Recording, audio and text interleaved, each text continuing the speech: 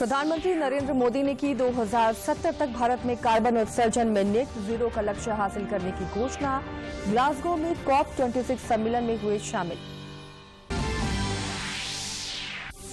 JPSC प्रारंभिक परीक्षा में 4,293 अभ्यर्थी सफल। नीट में रांची की विजयलक्ष्मी बनी स्टेट टॉपर।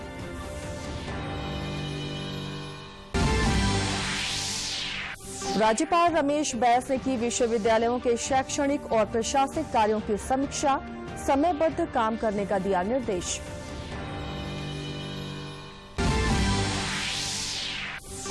और झारखंड समेत देश भर में आज धनतेरस के साथ 5 दिवसीय दीपोत्सव का आगाज। बर्तन, जेवर और इलेक्ट्रॉनिक दुकानों पर उमड़ी भीड़।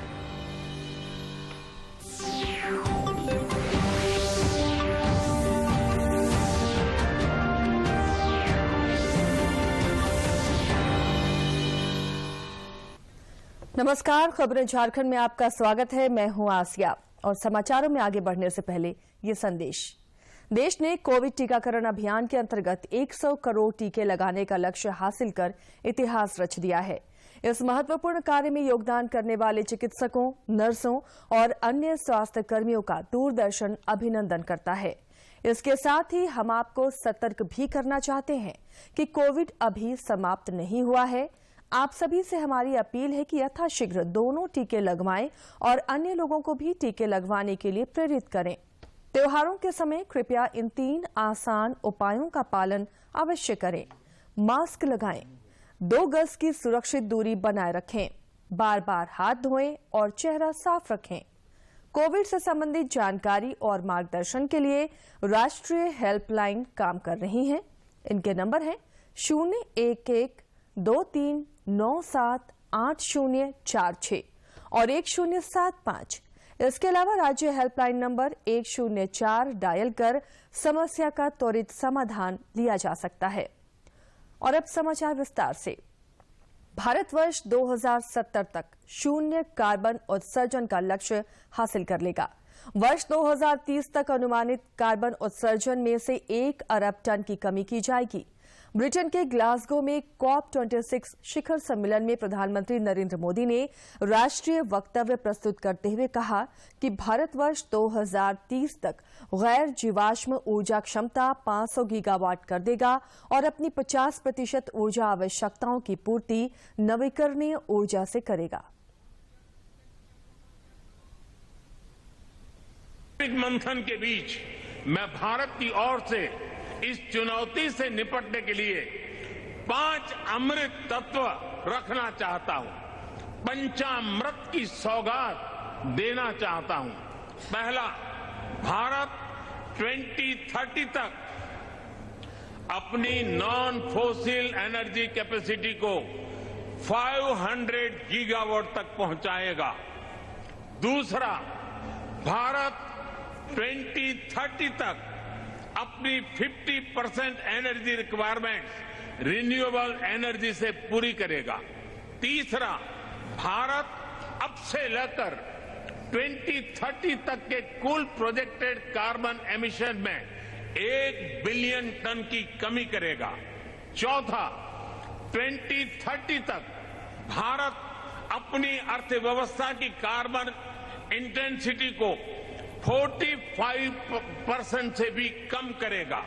और पांचवा, वर्ष 2070 तक भारत नेट जीरो का लक्ष्य हासिल करेगा। प्रधानमंत्री ने कहा कि आज पूरा विश्व स्वीकार करता है कि केवल भारत ऐसी प्रमुख अर्थव्यवस्था है जिसने पेरिस जलवायु समझौते की मूल भावना का अनुपालन किया है। प्रधानमंत्री ने उन देशों पर दबाव बनाने की जरूरत बताई जो जलवायु वित्त की अपनी प्रतिबद्धता पूरी करने में विफल रहे हैं। उन्होंने कहा कि विकसित देशों को जितनी जल्दी संभव हो सके $10 खरब का जलवायु वित्त सुनिश्चित करना होगा।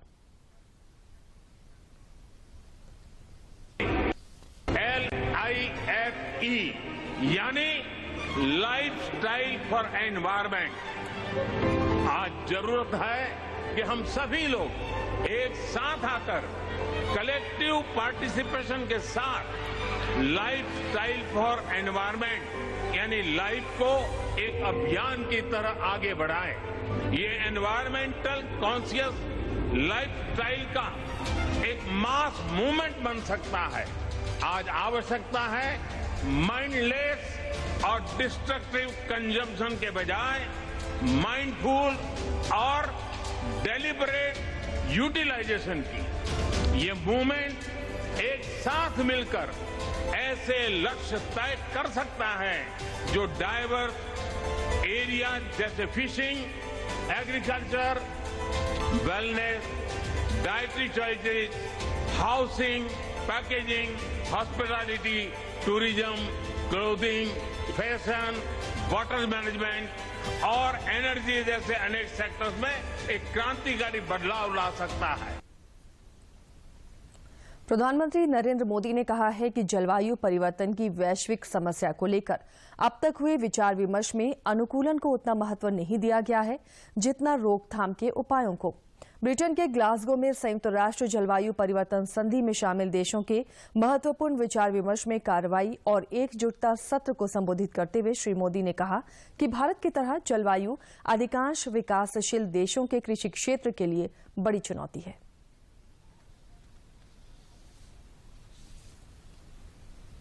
ये मैं अपना कर्तव्य मानता हूं। ग्लासगो में आयोजित कॉप 26 में जलवायु परिवर्तन की समस्या से निपटने के लिए प्रधानमंत्री नरेंद्र मोदी ने जहां एक ओर भारत का पक्ष मजबूती से रखा तो वहीं दूसरी तरफ विकासशील देशों की आवाज को भी दृढ़तापूर्वक दुनिया के साथ साझा किया। पीएम मोदी ने कहा कि जलवायु परिवर्तन के कारण कई विकासशील देशों का अस्तित्व खतरे में है, इसलिए उन्हें बचाने के लिए संकल्पबद्ध होकर तुरंत कार्रवाई जरूरी है। कई विकासशील देशों के लिए क्लाइमेट चेंज उनके अस्तित्व पर मंडरा रहा है, एक बड़ा संकट है। हमें दुनिया को बचाने के लिए आज बड़े कदम उठाने ही होंगे। यही समय की मांग है और यही इस फोरम की प्रासंगिकता भी सिद्ध करेगा। मुझे विश्वास है कि ग्लासगो में लिए गए निर्णय हमारी भावी पीढ़ियों का भविष्य बचाएंगे और सुरक्षित और समृद्ध जीवन का उपहार देंगे। भारत के राष्ट्रीय वक्तव्य में सिर्फ जलवायु परिवर्तन के खतरे से निपटने की प्रतिबद्धता ही नहीं दिखी, बल्कि इसमें विकसित देशों को आर्थिक जलवायु मदद के जवाबदेह बनाने के लिए आवश्यकता पर बल भी दिया गया। पीएम मोदी ने अपनी जिम्मेदारियों को ठीक से न निभाने वाले विकसित देशों की जिम्मेदारी तय करने का सुझाव भी दिया। उन्होंने जलवायु परिवर्तन से निपटने के लिए सामूहिक महत्वाकांक्षा को बढ़ाने का आह्वान किया। क्लाइमेट फाइनेंस को लेकर आज तक किए गए वायदे खोखले ही साबित हुए हैं। जब हम सभी क्लाइमेट एक्शन पर अपने एम्बिशन बढ़ा रहे हैं, तब क्लाइमेट फाइनेंस पर विश्व के एम्बिशन वही नहीं रह सकते जो पेरिस एग्रीमेंट के समय थे। आज जब भारत ने एक नए कमिटमेंट और एक नई ऊर्जा के साथ आगे बढ़ने का संकल्प लिया है, तो ऐसे समय में क्लाइमेट फाइनेंस और लो कॉस्ट क्लाइमेट टेक्नोलॉजीज का ट्रांसफर और महत्वपूर्ण हो जाता है।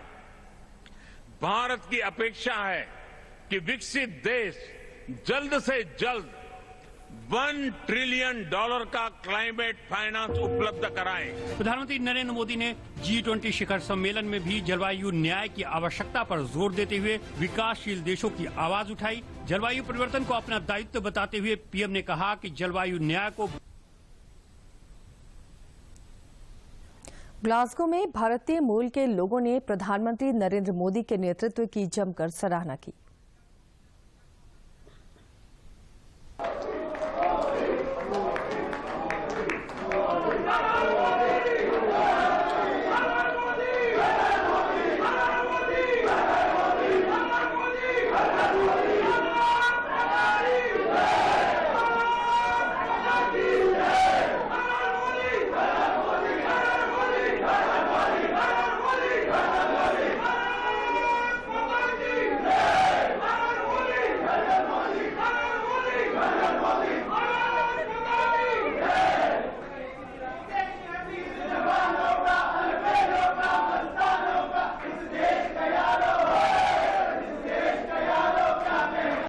प्रधानमंत्री नरेंद्र मोदी ग्लासगो पहुंच चुके हैं और उनका स्वागत बहुत जोश खरोश के साथ किया गया है। कैसा महसूस हो रहा था जब खुद प्रधानमंत्री आपके पास से गुजर रहे थे, आप सबसे मिलके जा रहे थे? तो ये बहुत अभिमान की बात है हमारे सबके लिए कि हम नरेंद्र मोदी जैसी पर्सनालिटी को साथ में देखें। और मैं क्या कह सकूं कि ऐसा पंतप्रधान हमको जो मिला है जो हमारी शख्सियत यहाँ पे बना सकता है और हमारी बनाई है। Glasgow Indians is extremely happy. हम लोग बहुत खुश हैं आज मोदी जी ग्लासगो में आए। हम लोग ने गाना बनाया उनके लिए।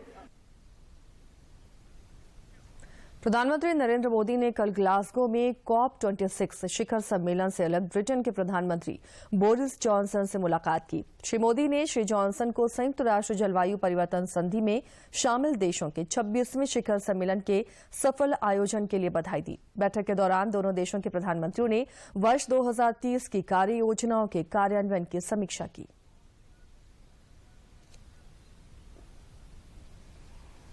उन्होंने जलवायु परिवर्तन में कमी लाने और अनुकूलन के लिए वैश्विक कार्रवाई में बोरिस जॉनसन के नेतृत्व की सराहना की। पीएम मोदी ने जलवायु वित्तपोषण, प्रौद्योगिकी, नवाचार और हरित हाइड्रोजन, अनुकूलन, नवीकरणीय और स्वच्छ प्रौद्योगिकी जैसे क्षेत्रों में ब्रिटेन के साथ मिलकर कार्य करने की प्रतिबद्धता दोहराई। बैठक के दौरान दोनों देशों के प्रधानमंत्रियों ने वर्ष 2030 की कार्य योजनाओं के कार्यान्वयन।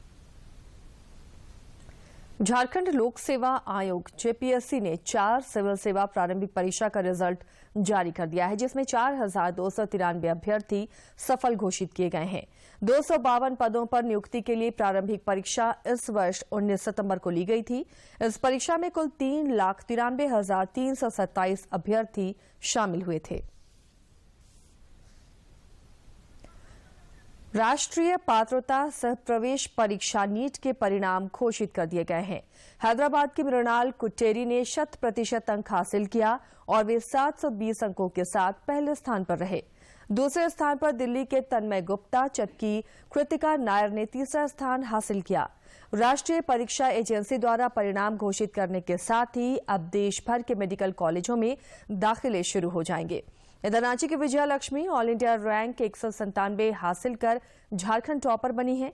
राज्य के कई अन्य अभ्यर्थियों को भी नीट में सफलता मिली है। हैदराबाद के मृणाल कुट्टेरी, दिल्ली के तन्मय गुप्ता और महाराष्ट्र की कार्तिका नायर ने पूरे 720 अंक हासिल कर पहले स्थान पर रहे हैं। राष्ट्रीय परीक्षा एजेंसी द्वारा नतीजे घोषित करने से देश भर के मेडिकल कॉलेजों में अब दाखिला शुरू हो जाएगा। अंतर स्नातक मेडिकल पाठ्यक्रम में दाखिले के लिए प्रवेश परीक्षा इस साल 12 सितंबर को आयोजित की गई थी। लड़कियों में कार्तिका शीर्ष स्थान पर रही हैं। राष्ट्रीय चिकित्सा आयोग अधिनियम 2019 में संशोधन के बाद देश भर के 13 एम्स और Jawaharlal PG institute of medical education and research Puducherry के एमबीबीएस पाठ्यक्रम में दाखिला नीट के माध्यम से होता है। नीट परीक्षा देश में 202 शहरों में 3800 से अधिक केंद्रों पर आयोजित की गई थी। देश भर में 15 लाख से अधिक विद्यार्थियों ने ये परीक्षा दी थी। सरकार की पहल पर मेडिकल प्रवेश परीक्षा पहली बार दुबई और कुवैत में भी आयोजित की गई। सुप्रीम कोर्ट ने 28 अक्टूबर को राष्ट्रीय परीक्षा एजेंसी को नीट का रिजल्ट जारी करने की अनुमति दी थी, जिसके बाद ये नतीजे घोषित किए गए हैं। केंद्रीय रसायन और उर्वरक मंत्री डॉक्टर मनसुख मांडविया ने खाद की कमी की अफवाहों का खंडन किया है। उन्होंने सभी किसानों से अपील की है कि उर्वरकों की जमाखोरी न करें और अफवाहों पर ध्यान न दें। उन्होंने चेतावनी दी कि अफवाहों की आड़ में उर्वरकों की कालाबाजारी करने वालों पर कड़ी कार्रवाई की जाएगी। खोरी ना करें और अफवाहों पर ध्यान न दें। उन्होंने चेतावनी दी कि अफवाहों की आड़ में उर्वरकों की कालाबाजारी करने वालों पर कड़ी कार्रवाई की जाएगी।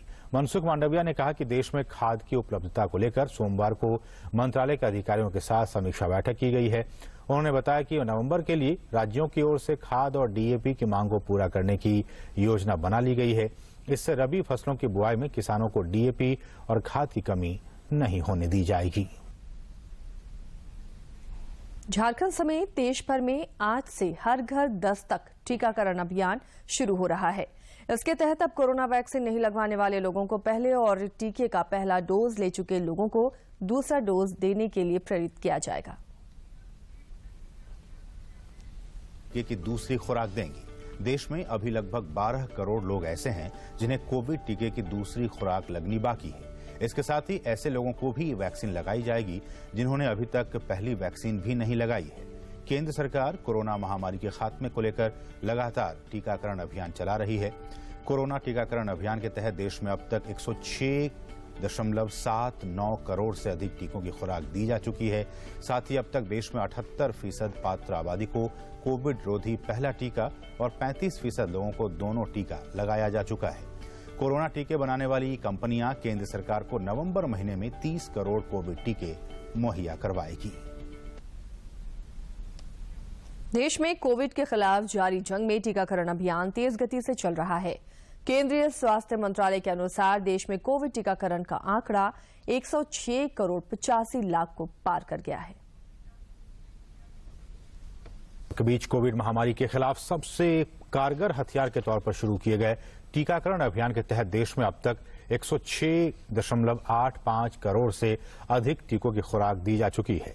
पिछले 24 घंटों में 52,39,000 से अधिक कोविड टीके लगाए गए हैं। देश में पिछले 24 घंटे के दौरान कोविड-19 के 10,423 नए मामले सामने आए हैं। इस दौरान 15,021 संक्रमित स्वस्थ भी हुए। घंटों में 15,021 मरीज उपचार करवाकर स्वस्थ हो चुके हैं, जिसके बाद देश में रिकवरी रेट बढ़कर 98.21% हो गया है। एक्टिव केसेस की कुल संख्या 1,53,776 हुई है। वहीं साप्ताहिक पॉजिटिविटी रेट वर्तमान में 1.16% दर्ज किया गया है। दैनिक पॉजिटिविटी रेट 1.03% हो गया है।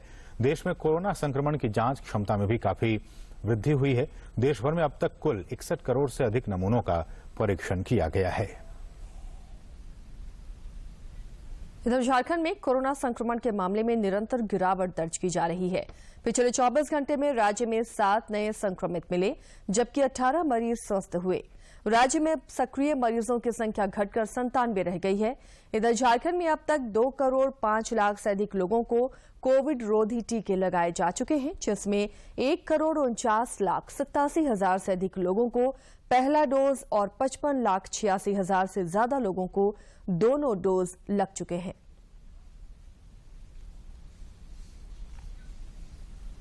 राज्यपाल रमेश बैस ने विश्वविद्यालयों के शैक्षणिक और प्रशासनिक कार्यों की समीक्षा की। राजधानी रांची स्थित राजभवन में राज्य के सभी विश्वविद्यालयों के कुलपतियों के साथ बैठक में श्री बैस ने समयबद्ध काम करने का निर्देश दिया। उन्होंने विश्वविद्यालयों में रिक्त पदों पर चिंता जताई। राज्यपाल ने बिरसा कृषि विश्वविद्यालय को धान की खेती बढ़ाने के लिए शोध को प्रोत्साहन देने और छोटे संतरे की खेती के लिए योजना बनाने की सलाह दी। समाचारों का सिलसिला जारी रहेगा, लेकिन इस विराम के बाद।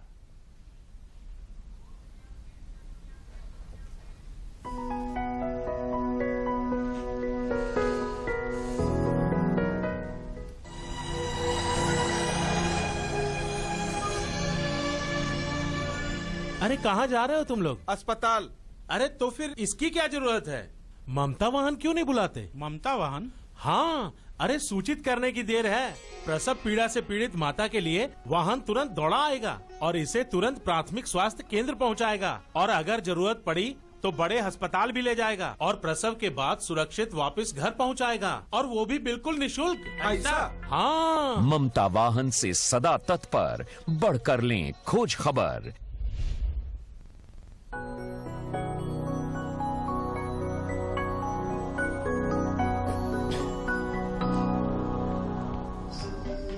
अरे वाह मालती बहन, नजर गुजर के लिए टीका तो लगा दिया और बाकी के लिए? बाकी तेरे बच्चे के लिए खसरा, काली खांसी, टीबी, दमघोटू, हेपेटाइटिस बी, पोलियो और टेटनस जैसी 7 जानलेवा बीमारियों से बचाने वाला टीका।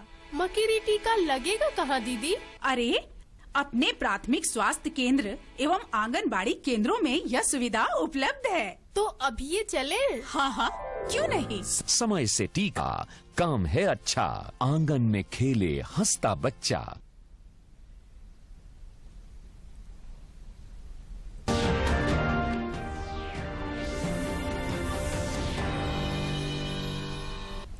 विराम के बाद एक बार फिर आपका स्वागत है। बढ़ते हैं खबरों के साथ आगे। अक्टूबर महीने में वस्तु और सेवा कर संग्रह जीएसटी व्यवस्था लागू होने के बाद से अब तक दूसरा सबसे अधिक संग्रह है। इस वर्ष अप्रैल महीने में सर्वाधिक जीएसटी संग्रह हुआ था। इस महीने का जीएसटी राजस्व पिछले वर्ष की इसी अवधि की तुलना में 24% अधिक है और त्योहारी सत्र की तेजी को दर्शाता है। जीएसटी के 1 जुलाई 2017 को लागू होने के बाद ये दूसरा सबसे बड़ा जीएसटी टैक्स कलेक्शन है।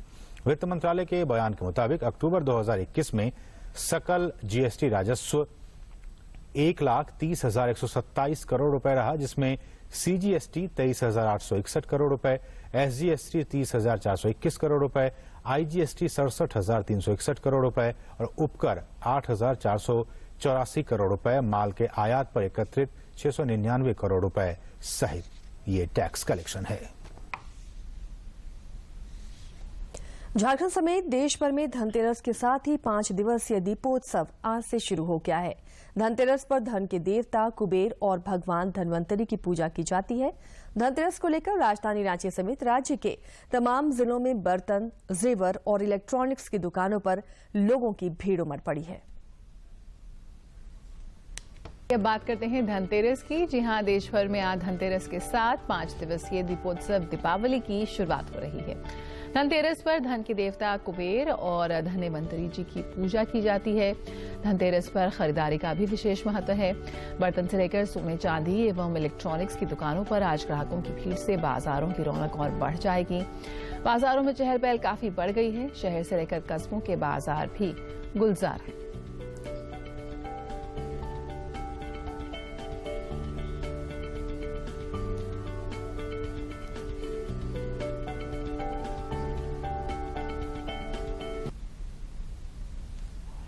गढ़वा जिले का भगलपुर गांव मिट्टी के कलाकारों और कलाकृतियों के लिए जाना जाता है।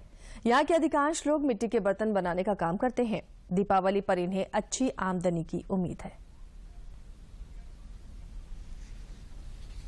मिट्टी के इन कलाकारों के जीवन यापन का मुख्य जरिया ही मिट्टी के बर्तन है। मिट्टी से बने वस्तुओं की बिक्री कर ये अपने परिवार का भरण पोषण करते हैं। साल भर से दीपावली के इंतजार में ये कारीगर रहते हैं और इस बार इन्हें अच्छी आमदनी की उम्मीद है। पीटे में मेहनत कभी सुखाईला बड़ाईला तो पका के बेचीला बाजार में। प्रधानमंत्री नरेंद्र मोदी के पारंपरिक दियों के इस्तेमाल की अपील के बाद कुम्हारों की आस जगी है। धनतेरस के दिन ये कलाकार मिट्टी के दिए, खिलौने और बर्तन लेकर बाजार पहुंचे हैं। या तो थोक वाला के दीजिए या अपने ले आके बेचिए या घर से बेचिए। और यहाँ साल प्रधानमंत्री बोले थे कि मिट्टी के दिया जलाओ, तो दिया का भाव आया था, बढ़िया बिक्री हुआ था। इधर गढ़वा के civil surgeon doctor Kamlesh Kumar ने लोगों को दीपावली की बधाई देते हुए कोरोना के नियमों का पालन करने की अपील की। समस्त गढ़वा जिला वासियों को मेरी तरफ से दीपावली एवं छठ की हार्दिक बधाई, शुभकामनाएं। मेरा कहना है और सुझाव भी है कि लोग कोविड के नियमों का पालन करें और त्योहार अच्छे से मनाएं और प्रयोग करने दें। इस दीपावली कुम्हारों को अच्छी आमदनी की उम्मीद है। हमें भी कुम्हारों द्वारा बनाए गए मिट्टी के दिए खरीदकर उनके घरों को रोशन करना चाहिए।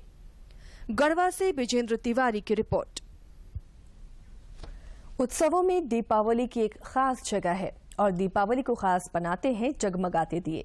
आज हम आपको कुछ ऐसे नन्हे मुन्ने बच्चों से मिलवाते हैं जिनके हाथों मिट्टी के दियों पर की गई आकर्षक कारीगरी के लोग दीवाने हो रहे हैं। दीपावली के मौके पर तो मिट्टी के दियों से सभी अपने घरों को रोशन करते हैं, लेकिन आपने कभी सोचा है कि आपके घर जगमगाते ये दिए किसी और के जीवन में भी खुशियां ला सकते हैं? नहीं तो मिलिए मिट्टी के दियों पर कूचे से रंग भरते इन नन्हे मुन्ने कलाकारों से। करीब महीने भर की इनकी कड़ी मेहनत से तैयार ये रंगीन दिए जब आपके घरों में जगमगाएंगे तो यही इनका पारितोषिक होगा। तो हम यहाँ रह के अपना पढ़ाई कर रहे हैं और जो हम लोग का समय मिलता है वो हम लोग अपना मनोरंजन के लिए अपने दोस्तों के साथ बैठ के ये दिया पेंटिंग करते हैं। बहुत मेहनत किए हैं बनाने में, दिया और कलर करने में। तो हमारे दियों को ले जाइए और अपने घर में जलाइए तो आप आप लोग का जब घर में रोशनी होगी तो हमें खुशी होगा। ये बच्चे पिछले 5 दीपावलियों से लोगों को अपने हुनर का कायल बना रहे हैं।